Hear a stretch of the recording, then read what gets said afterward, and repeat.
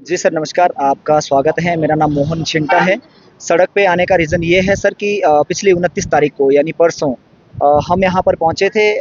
हमारा जो है एक डेलीगेशन ही हम कहें कि ज़्यादा लोग नहीं आए थे, हम 300-400 लोग के आसपास हम लोग आए थे और हम सरकार का धन्यवाद करने के लिए आए थे। क्योंकि 29 तारीख को सरकार ने एक निर्णायक फैसला जो है व्यावसायिक शिक्षकों के हितों में देना था। सरकार ने हमारे लिए पहले कमिटी और सब कमिटी का गठन किया था, जिसकी रिपोर्टें हमने जिसमें हमारे 2 व्यावसायिक शिक्षक साथी भी साथ में थे, जिसमें हमारे मेंटा जी हमारे साथ में हैं, हमारे अश्विनी डटवालिया जी जो राज्य प्रधान हैं वो भी साथ में थे। तो वो 3 राज्यों का दौरा करके वो पहुँचे थे और वो जो रिपोर्ट थी वो पॉजिटिव थी। लेकिन 29 तारीख को होता क्या है कि जब हमारे साथी जो है उस मीटिंग में जाते हैं, हमारा एक डेलीगेशन बुलाया जाता है। उस रिपोर्ट पर जब चर्चा होती है तो वहाँ पर माननीय शिक्षा मंत्री जी बिल्कुल पॉजिटिव थे। वो कह रहे थे कि हम इन व्यावसायिक शिक्षकों के लिए क्या कुछ कर सकते हैं। तो वहाँ हमारे एक अधिकारी जो हैं उसमें रोड़ा बनने की कोशिश कर रहे हैं कि इनमें जो है कुछ हो नहीं सकता है, ये सारी रिपोर्ट नेगेटिव है। जबकि माननीय शिक्षा मंत्री जी भी ये जानते हैं, स्वयं एसपीडी महोदय भी जानते हैं कि जो रिपोर्ट हम लेकर आए हैं, विभिन्न राज्यों में जो हम लेकर आए हैं, वो हम सकारात्मक रिपोर्ट लेकर आए हैं। हरियाणा में जो वोकेशनल एजुकेशन चल रहा है, वहाँ पर सरकार अपने अधीन चला रही है। आसाम हमारे लोग गए थे, असम में जो है पहला बैच सरकार के अधीन चल रहा है, उसके बाद उन्होंने बीटीपी मोड अपनाया है। और भी राज्यों में हमारे पश्चिम बंगाल में हमारे लोग गए थे, वहाँ पर भी वोकेशनल की स्थिति इससे बेहतर है।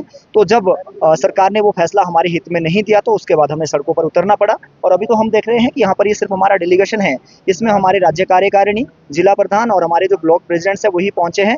लेकिन अगर सरकार को आज के समय में भी, क्योंकि आज ये अंतिम दिन है, आज एमओयू खत्म होने वाला है, अगर सरकार आज भी सकारात्मक निर्णय कुछ नहीं देती हमारे पक्ष में, तो कल हमारे 2100 साथी यहाँ पर होंगे। कल 2100 साथी होंगे सर, मैं आपके चैनलों के माध्यम से बताना चाहूँगा, आने वाले समय में 2100 परिवार यहाँ पे होंगे। और हम नहीं चाहते हैं कि ये जो प्रदेश है, प्रदेश की जनता है, हम भी यहीं के बच्चे हैं। ये जो मैं आपको बात बताऊँ सर, जो कमीशन रूपी कंपनियाँ जो है, जो कमीशन लेती हैं, इसका जो साल का खर्चा है वो लगभग 8 से 10 करोड़ रुपए जो है कमीशन के रूप में जाता है। 14% कमीशन क्या ज़रूरत है कि उनको देने की, कंपनियों को देने की क्या ज़रूरत है?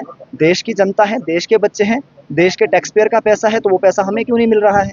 और ये बीच में कंपनियों को रखने का क्या औचित्य बनता है? ये बार-बार हम आपके चैनलों के माध्यम से कह रहे हैं। पहले भी तो आपने सरकार से बात की थी, कंपनियां नहीं हटाओ, तो उसके बाद क्या आश्वासन आपको मिला था? उस समय शिक्षा मंत्री जी यहाँ पर आए थे, उन्होंने कहा था कि हम मेरा चेहरा ही जो है रिटर्न मान लीजिए, जब मैं यहाँ पे पहुँचा हूँ आप लोगों के बीच में, जो मैं कह देता हूँ वो बात मैं करता हूँ। उसके बाद उनका धन्यवाद भी हम करना चाहेंगे, उन्होंने कमिटी और सब कमिटी का गठन किया था, जिसकी रिपोर्ट अभी सरकार के पास है।